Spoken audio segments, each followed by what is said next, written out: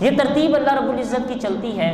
اسی طریقے سے مہینے ہیں تو 12، لیکن ان میں سے 4 مہینے زیادہ احترام والے ہیں، زیادہ حرمت والے ہیں۔ وہ 4 مہینے کون سے ہیں؟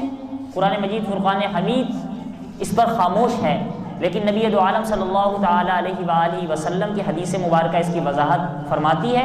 آپ علیہ الصلوۃ والسلام نے ارشاد فرمایا وہ 4 مہینے ذوالقعدۃ و ذوالحجۃ و محرم و رجب بین جمادی و شعبان۔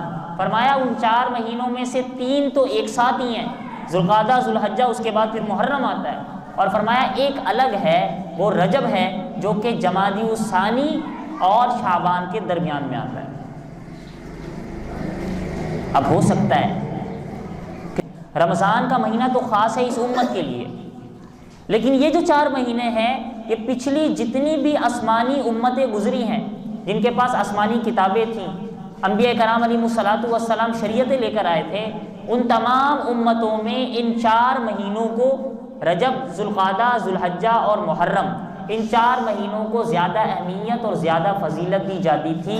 ان میں نیک اعمال کرنے کا ثواب زیادہ بڑھا دیا جاتا تھا اور گناہ کرنے کا عذاب بھی زیادہ بڑھ جایا کرتا تھا۔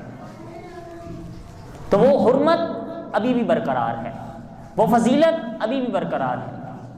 تو رجب کا مہینہ چل رہا ہے، پتہ یہ چلا یہ مہینہ فضیلت والا ہے۔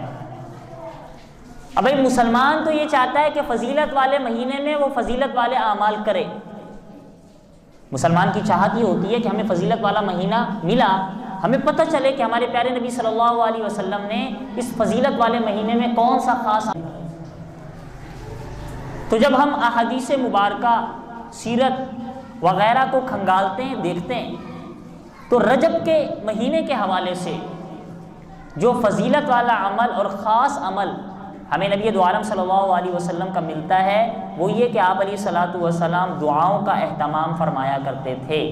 اللہم بارک لنا فی رجب و شعبان وبلغنا رمضان، کہ یا اللہ میرے لیے رجب اور شعبان میں برکت عطا فرما اور مجھے رمضان تک پہنچا دے۔ یہ دعا آپ علیہ الصلوۃ والسلام نے سکھائی ہے اور اس دعا کو مانگنے کی تلقین فرمائی ہے۔ اس دعا، ایک تو دعا کی اہمیت، دوسری بات یہ کہ اس دعا نے بتایا کہ رمضان المبارک کی تیاری 2 مہینے پہلے ہی شروع کر دو۔ رمضان آ گیا، چاند رمضان المبارک کا سیزن جو اعمال والا سیزن ہے اس میں کمانے کے لیے ہمیں اس سے 2 مہینے پہلے ہی، 1 مہینے پہلے ہی تیاری شروع کر دینی ہوگی، تب کما سکیں گے۔ یہی بات حضور علیہ الصلوۃ والسلام نے اپنی دعا میں تلقین فرمائی ہے۔ تو خلاصہ یہ کہ ہمیں حضور علیہ الصلوۃ والسلام کا خاص عمل رجب کے حوالے سے یہ ملتا ہے کہ رمضان المبارک کی تیاری فرمایا کرتے اور دعاؤں کا اہتمام کیا کرتے تھے۔ اس کے علاوہ کوئی خاص عمل، رجب المرجب کی کوئی رات جو زیادہ فضیلت والی ہو، جو زیادہ اہم ہو، جس میں شب بیداری، رات جاگنے کی تلقین کی گئی ہو، ایسی کوئی روایت اور کوئی حدیث نہیں ملتی۔ باقی ہو سکتا ہے آپ کے ذہن میں